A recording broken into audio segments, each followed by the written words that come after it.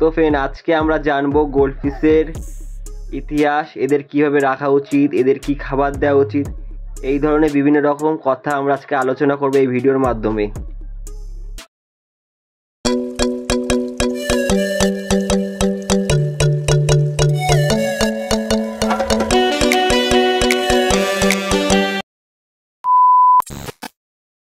So hi friend, চলে এসেছি আবার নতুন একটি ভিডিও নিয়ে।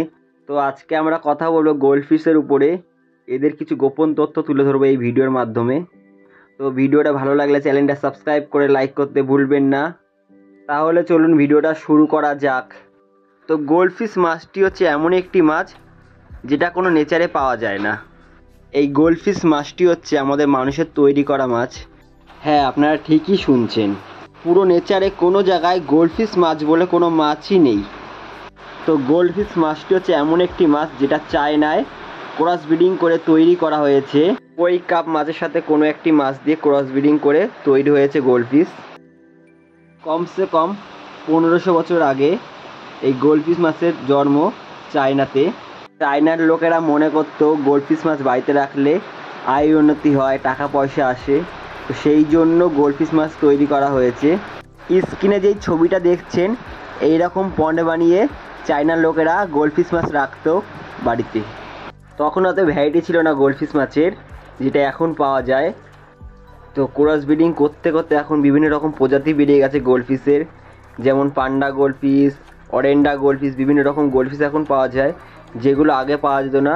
আগে এক ধরনেরই গোল্ডফিশ পাওয়া যেত, যেটা কমন গোল্ডফিশ আমরা এখন বলে থাকি। তো এই হচ্ছে গোল্ডফিশ মাছের ইতিহাস।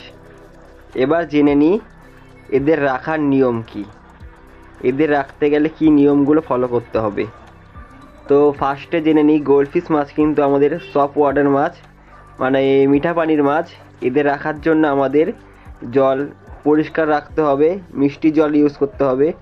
লবণাক্ত জলে গোল্ডফিশ মাছ থাকে না, তাই আমাদের মিঠা পানির একটা ট্যাঙ্ক সেট আপ বানাতে হবে। এরা পরিষ্কার জলে থাকতে পছন্দ করে। এবার জেনে নিই গোল্ডফিশ মাছ কতদিন বাঁচে। একটি সুস্থ গোল্ডফিশ মাছ 8 থেকে 10 বছর বেশি বেঁচে থাকে। তো আমাদের ট্যাঙ্কের সেট আপ যেরকম, মাছকে যেরকম যত্ন দেবেন, এরকম খাবার দেবেন, তারপরে নির্ভরশীল, সেইভাবে মাছ বাঁচবে। আর গোল্ডফিশ মাছের যেটা কমন সমস্যা, যেই রোগটা কমন হয়ে থাকে, সেটা হচ্ছে হোয়াইট স্পট, ব্ল্যাক স্পট, বিভিন্ন রকম এরকম রোগ হয়ে থাকে। তো সেই জন্য আমরা যখনই ট্যাঙ্ক সেটা পরিষ্কার করব, তখন একটু রক্সল ইউজ করব সামান্য পরিমাণে। যেহেতু গোল্ডফিশ মাছ মিঠা পানির মাছ, এদের খুব একটা লবণাক্ত জলে পছন্দ করে না। যেহেতু নতুন জল দিচ্ছি, তাই কোনো ফাঙ্গাস লাগার ভয়ের জন্য আমরা হালকা রক্সল ইউজ করতে পারি। তো গোল্ডফিশ মাছকে কী খাবার দেবো আমরা জেনে নিই।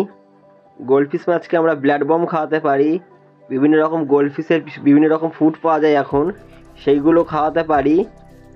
তো মাছকে ভালো খাবার দেবেন যদি মাছটাকে যত্ন করে বেশি দিন বাঁচাতে চান।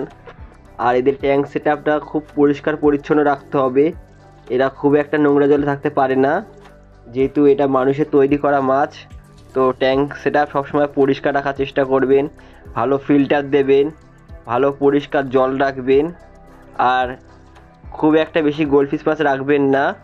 আর এদের সাথে অ্যাগ্রেসিভ মাছ মোটেও রাখবেন না, যেমন চিকলেট আছে, অস্কার আছে, এই ধরনের মাছ এদের সাথে রাখবেন না। তো ভিডিওটা এখানে শেষ করছি। ভিডিওটা ভালো লাগলে চ্যানেলটা সাবস্ক্রাইব করে লাইক করতে ভুলবেন না। দেখা হচ্ছে অন্য কোনো ভিডিওয়। আপাতত বাই।